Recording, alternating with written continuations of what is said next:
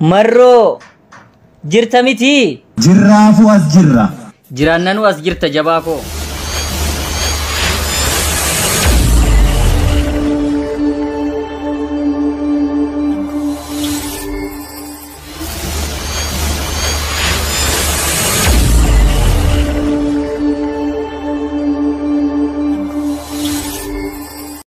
Marro jirta miti. Jirraafu as jirra.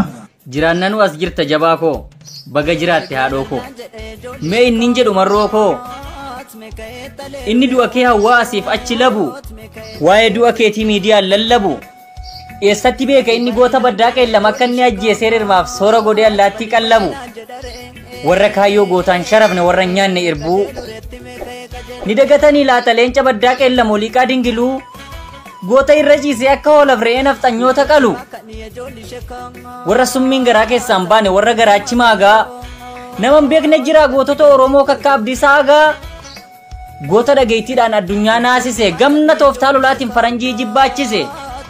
Nyaattee barte Itoophiyaan hayyuuf goota Oromoo isa kaan rasaasaan isa tokko summiin fixuu.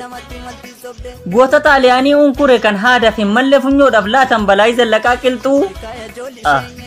Oromoon durumarraa kaasee garbummaan hin bulu fincilaadha didaa. Akkasuma godhanii galaafatan lammii koo hayyuu sammuun isaa addunyaaf madaalu Dr. Hayilee Fidaa. Jallan koo ambaara saasaa gantuun garaaf si basaasaa lolii nu jirra si faana dinnaan irra dhangalaanaa.